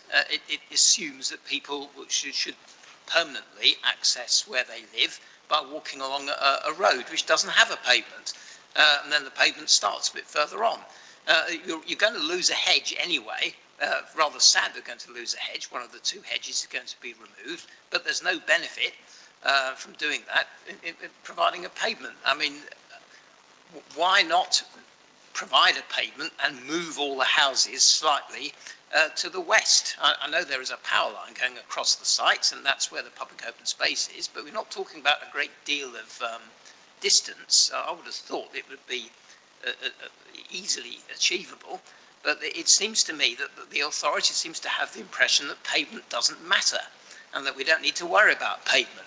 But we do. We need to move away from the idea that people just jump into vehicular access, whether it's cycles even or cars, when they leave their front doors. They don't. We need to encourage people to have safe paved access where possible in urban locations. And if you're developing a site, putting houses on it, it's becoming urban. It's no longer rural in the way that it was before. And we need to recalibrate the assumptions that we're making. Thank you. Okay, that point has been made 3 times now, so I think we've heard that view, and I think it probably is the view of most members who were on the visit this morning. Officer, Mark, do you want to say anything around the pavement issue? Yeah, I would just say, I think in terms of provision of pavement, so a number of things we would look at is that obviously the traffic movements, which as we saw this morning, coming from the site direction towards Cockshut is near zero because it doesn't go anywhere other than occasional agricultural vehicle. We're also looking at the number of motorist pedestrians that would use that stretch of highway without a pavement. The way that the design has ended up is in consultation between the applicant and our highways officer. And we arrived at the scheme of it being called a quiet lane, a shared space, So initially when the application was submitted, there was a highway on the left-hand side as you look at that photo up to the site, and that was removed in discussions between the applicant and officers. Sorry, Mark, do you mean a pavement? You said a highway. Sorry, pavement, yes, that's exactly what I meant. Thank you, Chair. So yeah, a pavement being provided. So there is space on that left-hand side to provide the pavement. It's striking that balance between the impact that a pavement would have on the character of that lane, which is inherently rural, and it being sort of appearing over-engineered in that context. So it is a balance between the two. Thank you. Yes, Councillor Frankwell. Thank you, Chair. I think, on balance, I would rather have the safety of residents, particularly the children, than a rural, preserving the rural sort of atmosphere of the lane. It may not be a terribly well-used lane, but obviously once those houses are built, it is going to be used a lot more, and the chances are that at times, certain times of the day, such as when children are going to school, people are going to work or returning, that it will, the traffic flow will be far greater, and that is when the provision of pavement is so much more important. So whilst in principle I don't have an objection to the actual design of the proposal, but I do feel that a pavement is important, and preserving the rural nature of the lane, I think, should be secondary to the safety of the people who live there. Thank you for that. Councillor Ebbs. Thank you, Chair. So from what we've heard from committee today, there are very few arguments against the principle of development, mostly concerning the pedestrian access pavement. If this committee was inclined, well, in short, can we include pedestrian access as a condition as of today? And if so, can I propose it, or would we just be forced to refuse? Thank you. I should take that as a proposal to accept that to condition that there is a pavement reinstated as per the one stage of the design. Yes. Beg your pardon? Just slightly different. What I would suggest, Councillor Ebbs, is I don't think we have. I think we could move it forward on the basis that if you wanted to, you could be minded to approve as a committee in principle, subject to officers investigating the potential for putting in a pedestrian pavement there. I'm not convinced it is the best and safest solution. I know that on the surface of it, it might look like a pavement is the safe solution. It isn't always. That's not how shared surfaces work. And people do know that as a shared surface. So I think if you could have a proposal which would be to be minded to grant permission, delegate authority to officers to do a bit more work on that with the safety that you've raised in mind, that is a potential option that you could think about. Thank you. Do you want to come back to that? So, okay, I'm inclined to go with that, but I would just like to follow up and just ask why a pavement is not seen as the safest option. Could you just expand a bit more on your experience, just to help the committee understand that?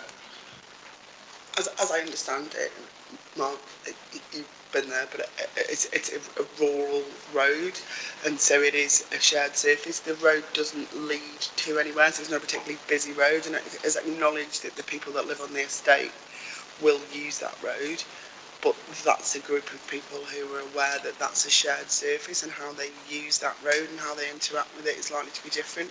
Also, the width of the road, there are lots of rural roads, from that corner you can see it's quite a wide road, and pavements are not necessarily, what you're then going to get is a pavement that's then got cyclists and pedestrians on it.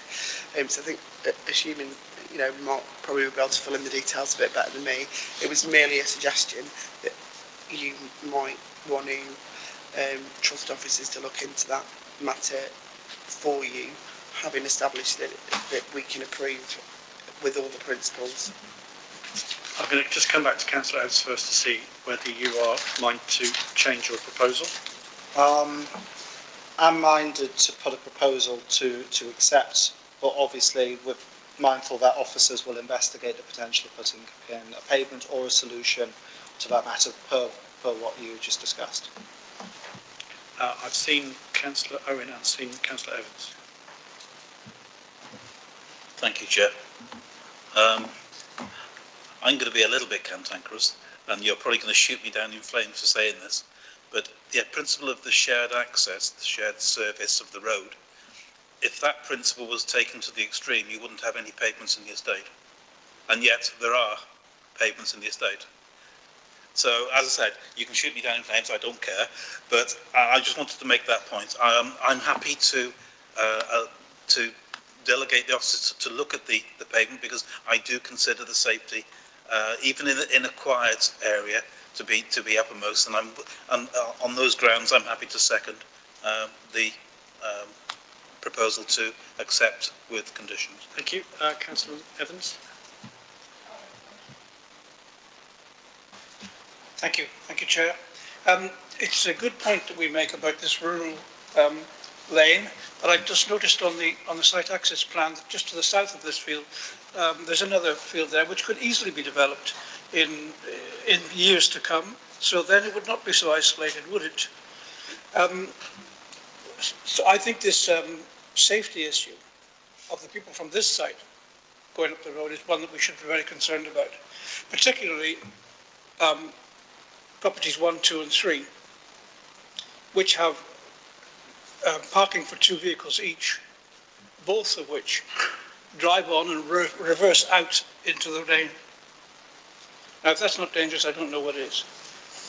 I don't see why those houses, house 4, perhaps could do without it altogether, just push them back, make room for a pavement which continues as it does, display easily to come back. The road, as we saw in, you'll see that 1, 2 and 3 there, those parking spaces, there's no room to turn. They drive in, they reverse out, or they reverse in and drive out. So you've got children perhaps going into the village, or with people reversing in a rush, potential catastrophe. And not only that, if in future years, the land to the south, if we remain under pressure to give planning permission further and further outside the boundary, the whole road will become a dangerous issue. So I'm not quite sure whether I'm asking for anything more than just to say we should be considering that road will become more useful as we go forward. That's all at the moment. Thank you. Thank you. There's a consensus in the room as far as I can tell. Yes. Thank you, Councillor Bentley. I was only going to make the point, and I accept everybody's arguments about safety. Somebody who lives and represents Shrewsbury village. Where I live is exactly like this. We've got a pavement outside of my house, and it does lead just into the village, and then it just ends because it is a village. However, I'm always mindful that yes, we must look at safety, but equally, you don't have to live there. So houses could be built. If I went along and went, actually, I don't like the fact there's no pavement, I don't have to buy a house there, nobody's forcing me to buy a house there. So I'm just making that point that we're almost predicting future elements, somebody with children, somebody with dogs, somebody with a stray cat, a giraffe. It's one of those things, that's just my point to make on that matter. Okay, thank you. I'm going to come to officers and then I'm going to move this to a vote, I think.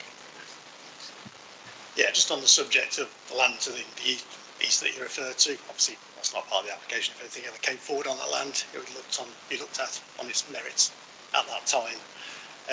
With regards to the plots 1, 2 and 3 reversing out onto the road, it's a fairly common sort of scenario in small developments and cul-de-sacs as is demonstrated by the rest of the scheme. So I think the number of properties within the site, there's going to be very few vehicle movements trundling up and down that road, and they will all be aware of how the highway operates, and will sort of apply caution accordingly. Thank you. Councillor Davis. Could I just come back to you then? So it's just for clarity. So it's perfectly fine to give permission for someone to reverse out into a 60-mile-an-hour road. Am I correct? Which seems a bit strange to me. It's not a 60 mile an hour road. Well, Councillor Davis, we were there. it's actually a 60 mile an hour road. It's a lane with a gate. Yes, it is a lane. However, it is designated 60 miles an hour. That's the bottom line here. Sorry. I just want to bring this back to, this has been through the highways team, and personally, my dad lives on a development like this. The children go up and down on scooters and bikes, and it's brilliant because there's more space because there's no pavements.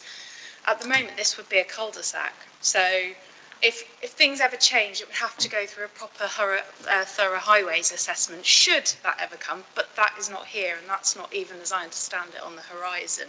So there can be positives of shared surfaces where, you know, people are using them and making the best use of them, and the children are aware to watch out for cars, and the residents are. They become slower, they adapt their behaviours because they are aware that people might be coming out in cars. Okay, so just for clarity purposes... Oh, no, I didn't call you. I've got Councillor Potter next.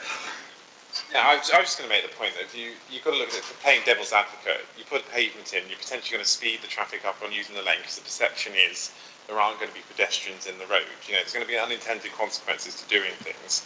It is we are looking at this application as it stands. It is a small-ish development with local traffic movement, not through traffic, but people, you know, passing through a village to get from A to B.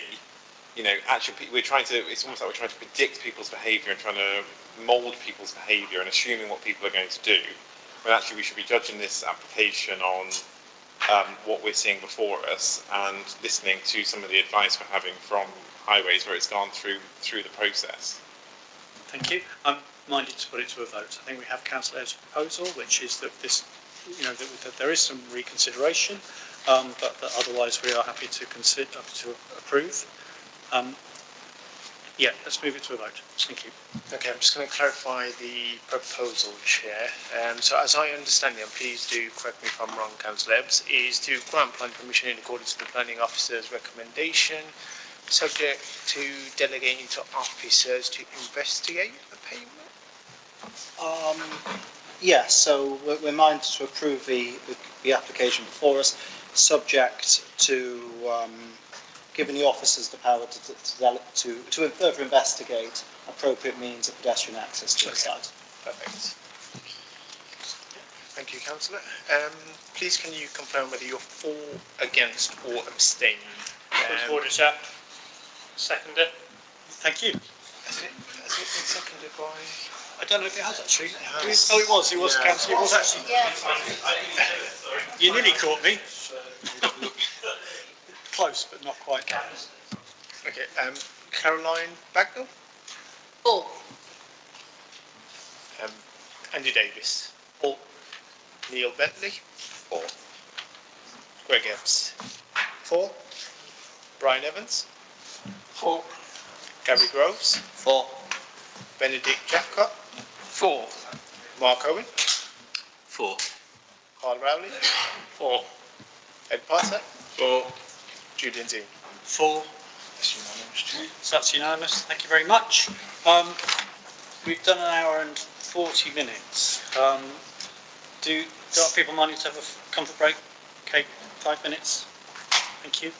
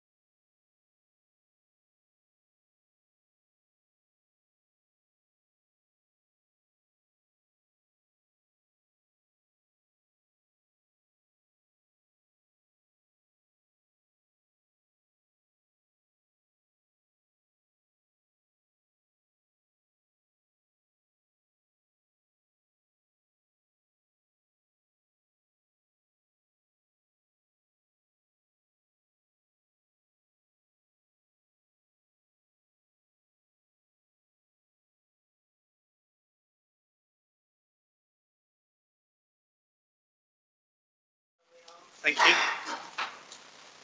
Okay, we're back on. Okay, we're live again, so welcome back. So moving on to item 7, proposed residential development northwest of Kingfisher Way, Morda. Over to the officers. Thank you, Chair.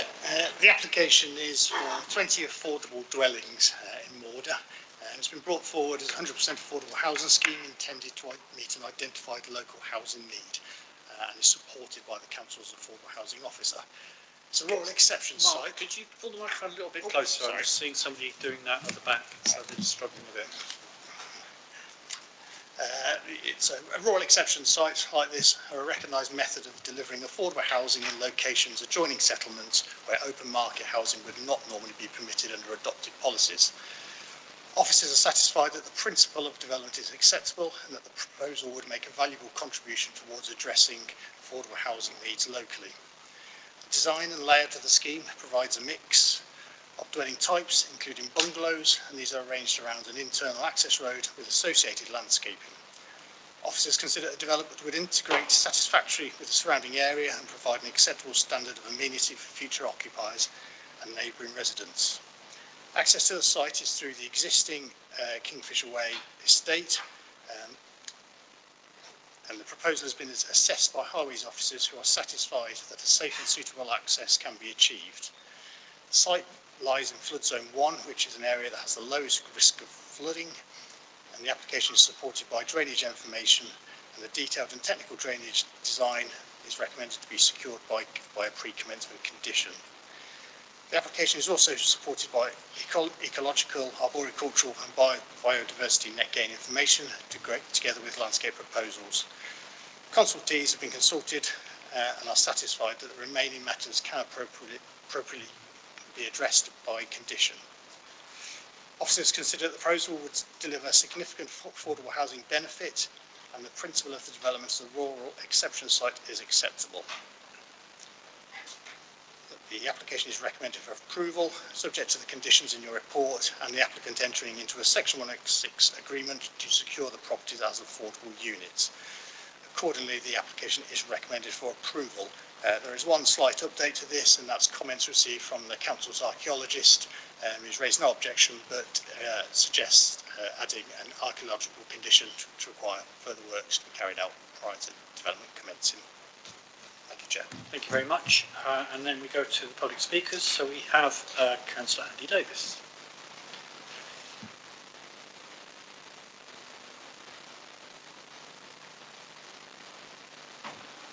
And you have 5 minutes from when you begin. If you can switch the microphone on. Thank you. Well, good afternoon, officers and members. Nice to see you here today. Let me be clear from the outset. I fully recognise the need for affordable homes within our communities, which is becoming increasingly important in Shropshire. However, I do not believe this application contains sufficient enough reports for a decision to be made. Areas of concern: drainage. The Council's own drainage team formally objects because no maintenance schedule for the said system is apparent. No details have been provided identifying who will be responsible for future maintenance. No confirmation has been provided regarding diversion and connection arrangements. Importantly, officers acknowledge that the drainage team's objections remain unresolved and propose to deal with these by condition after permission is granted. I do not believe permission should be granted where statutory drainage consultees continue to object. This is not an outline application. The development falls outside any defined settlement boundary. It is in the countryside. Officers explicitly acknowledge Morda is not a hub or cluster settlement. Site lies in the countryside. Officers reduce the weight of this conflict because it is affordable housing and because of the housing land supply position. However, the fact that more agricultural land is being lost should attract greater weights than the officers have assigned. The development is a greenfield site, which will result in a permanent change to landscape character and settlement at the edge of Morda. Biodiversity net gain is not delivered on site. The report confirms 2.9% with a loss of habitat units on the site. So the development fails biodiversity trading rules on site. This requires off-site mitigation. Yet, there's no definite solution apparent. Where will this be offset? the ecosystem in Mordor is very unlikely to benefit from it. Now, the infrastructure, the existing infrastructure, members will not be aware. As a visit to the site, as requested, did not happen today. In order to get to the proposed development, the only access through the ongoing Kingfisher development, which has already taken 4 years, it's incomplete. The current company has gone bankrupt, it's now in receivership, and it's an ongoing concern for local residents. The report itself confirms the work remains incomplete, including the final road surface. There are sunken drains outside driveways. Access to this site is not possible at present. And if we'd visited the site this morning, you'd have seen that yourselves. So I question whether it's appropriate to facilitate a further 20 dwellings access to the estate, which is still nowhere near completion, with no adopted roads. Furthermore, I've been informed there's no legal access to the development site through the new Kingfisher development, and a solution has not yet been achieved. Finally, we should reflect on local feeling. The parish council has objected to this. Unfortunately, due to the lack of number of days notice, they're unable to attend. There's been 16 separate objections received from residents covering concerns about drainage, highway impacts, infrastructure capacity, ecology, construction disruption and the character of the area. Affordable housing is important, as I've mentioned, but so too is ensuring that development is delivered in the right place, supported by adequate infrastructure and based on sufficient technical evidence. The information I've shared to you is factual. It's all in the report, or not, as in this case. So I respectfully ask members to defer this application until all outstanding areas have been addressed and approved by the different council departments. Additionally, I would like to suggest in section 157 condition assigned to this development to ensure that it supports the needs of local residents. Thank you for your time this afternoon. Thank you. Sorry, any questions for Councillor Davis? No? Yes, Councillor Ebbs. Thank you, Chair. Councillor Davis, could you just sort of talk more about your experience of the drainage problems in that particular area at all? The information I stated was actually in the report which we provided, to say that the drainage has not yet been approved by the council. You know, I will stand down if I'm wrong on this point. Speaking to the residents there themselves, outside houses, there have been sunken drains. There's one resident where the pipes were actually, this is the previous development, so it's not the one I'm talking about. They've got a lot of inconvenience there on sunken drains, driveways sinking as a consequence of that. So the drainage has not been resolved in this thing. If we actually were to go down, so I was under the impression we had some photographs here. Do you have the photographs of the entry so the members can actually see what? Sorry, can you just answer the question? Can I answer that question? Yes. So it's drainage concerns. I think you have. As per the report, there's no actual real drainage plan at present. Thank you. Okay. Thank you. So this is the access in. Yeah, I think you've made your presentation. Thank you very much. Thank you very much. Thank you. Any other questions? No. Okay. Let's move on to the agent, please.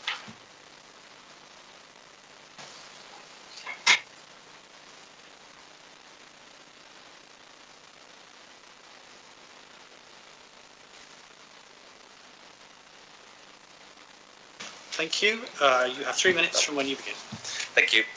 Good afternoon, Chair and members of the committee. Thank you for giving us the opportunity to speak today. My name is Scott Drummond. I work for TC Homes. We are the applicant. We are a local developer that works in partnership with housing associations to deliver affordable homes. Mordor is a sustainable location with good transport links, a regular bus service, local shop, school and sporting facilities, making it well suited for affordable housing. This application is a rural exception site providing 20 affordable homes, including a mix of one and two bedroom bungalows, 2, 3 and 4 bedroom houses.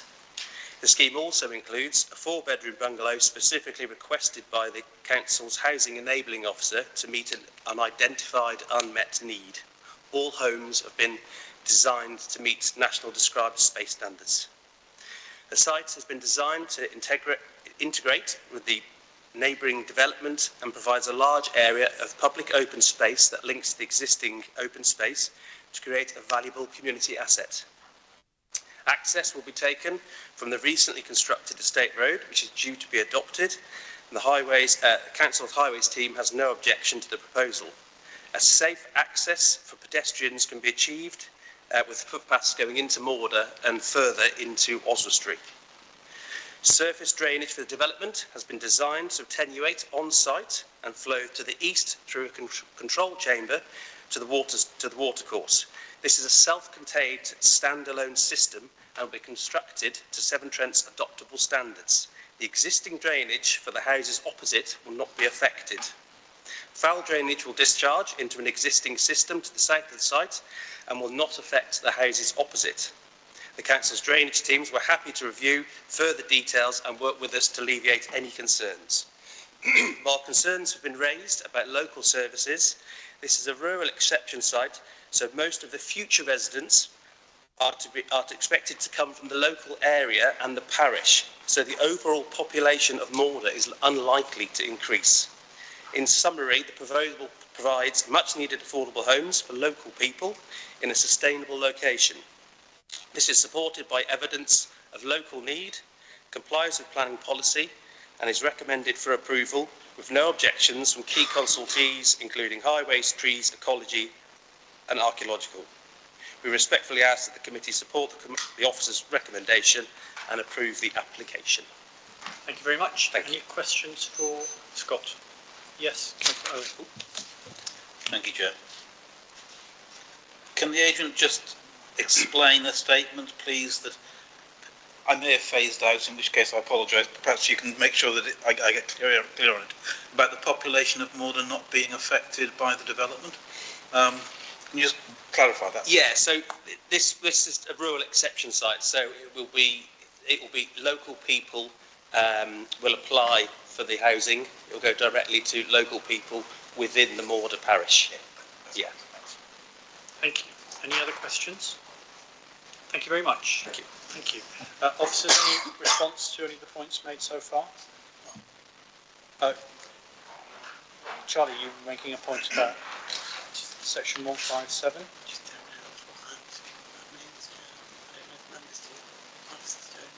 Okay, officers are not sure what the reference to section 157 was about. Is it reasonable at this point for us to... I'll ask that question then to Councillor Davis. Councillor Davis, could you clarify what you meant about council? Could you come to the mic to do it for us, please? My understanding is that we can stipulate that it is for local people. So it's actually for local people who've lived in the area for 2 or 3 years who are eligible then to actually apply. Is that correct? Okay. Is that under what act? Under what act are you referring to your section 157 that you referred to in your contribution? I'll have to get back to you on that one. All right. Okay. Never mind. Thank you. Okay. Let's open it up to members. Yes, Councillor Potter. Just on the drainage, I see, I mean, it says in the report, there was an objection raised, but I see on the planning portal there is a drainage document, which I presume addresses those drainage concerns potentially, but I think looking at it from a sustainability point of view, you look at the plan, it has access into Morder, there's playing fields, gymnasium, access along pavements into the school and forward. It's a rural site. I mean, I presume when the local member talks about, I presume there might be a local lettings policy, would be the way in which the housing association would ensure that local people have a first thing, but that's not necessarily something we need to consider from a planning perspective. So I can't see from a planning perspective reasons to object to this, and I'm minded to support it. Thank you for that. I will come back to that as a proposal, but I'll just give people a chance to express views first of all. Councillor Rowley. I'm in favour to support it. Section 157 is the Housing Act 1985 covenant to allow people to local people to buy a house, which I'm in favour of. We had something similar in Western Rin, where a similar development was built. And again, there's a lot of local people who can't afford to get onto the housing market, moving into these kind of properties, which I'm in favour of. My only concern is, and hopefully planners can answer this, is Kingfisher Way, the company going bust. What is the situation with the roads, or what is the situation with that development? Because that's an important factor, because that's going to be the access to this. Thank you. I'll come back to officers. I'll just take your comments. Councillor Ebbs, I think it was. I'd be curious, to know of response. I wasn't aware of this. But in short, I concur with Councillor Ed Potter's comments. I'm minded to support and I'll be willing to second. The drainage is entirely separate of pre-existing developments. It's 100% affordable. It would obviously, as we discussed, it benefit local people, and therefore I've seen no significant reasons to object to this application. Thank you. Was there anybody else? Very quickly then I'll come to officers and then we'll move to a vote. Yes, Councillor Owen. Thank you, Chair. I was going to say as well that the drainage issue is actually dealt with by the report under condition 9, I believe. And since it is separate to the rest of the estate, I can't see any problems with that. The road going in is a worry because of the previous development not being able to complete. However, am I correct in thinking that that really is more of an enforcement issue and not an issue to do with this planning application, which is separate? If you can clarify that, that would be great. Apart from that, I too am minded to support this particular motion. Okay, I'll come back to officers and then I'm going to move that to a vote. Yeah, just on the subject of Kingfisher Way, it was a scheme that was granted planning permission quite some time ago, installed for a number of years. That photo on the screen there, that was taken about 3 weeks ago, I think. And there are guys on site now sort of finishing the highway, doing the curbstones. It's effectively waiting, getting closer to the stage where it's awaiting its final layer. So that will be the route into the proposed development. The current applicant has provided confirmation that actually they won't be starting work on site until that is in an adoptable standard, and I think works are progressing to reach that stage. Okay. Go on then, Councillor. Thank you, Chair. I'm minded that this whole site is surrounded by the Mortar River, the little brook really, which leads down to Western Pools. The whole area around there was wetland at one time. As long as officers can assure us that the drainage issues have been fully looked into and are taken care of by the developer, then I see no reason why not to approve. Thank you. Okay, thank you. Any comments on that? Yeah, just to confirm, the site is in flood zone 1, so all the area when the river does burst its banks, it doesn't affect this site. So yeah, matters of drainage, it's an attenuation scheme on site with a control valve into the local watercourse, but the attenuation will control the store on site and control the flow of water into the watercourse. So yes, so it's managed in a similar situation to that is at the moment. Thank you. So we have a proposal to accept the officer recommendation from Councillor Potter, seconded by Councillor Ebbs. Sorry, sir. You did propose. Are you? I'm happy to vote. Yeah. Yep. Yeah. Okay, and you're happy to second. Thank you. Yep. So we can move it to a vote. Thanks. Thank you, Chair. Caroline Bagnall? 4. Neil Bentley? 4. Greg Ebbs? 4. Ryan Evans? 4. Gary Groves? 4. Benedict Jeffcott? 4. Mark Owen? 4. Carl Rowley? 4. Ed Potter? 4. Julian Dean? 4. That's unanimous. So that's unanimous. Thank you very much, committee. Let's move on to item 8. Application to register the Gleeblands, Bayston Hill, as a village green. We have no speakers. We have an explanation from Charlie. Thanks, Chair. So this is quite unusual. It's an application to appoint a barrister to act as an inspector to carry out a public inquiry, if necessary, in the disputed matter of the village green, which is in Bayston Hill.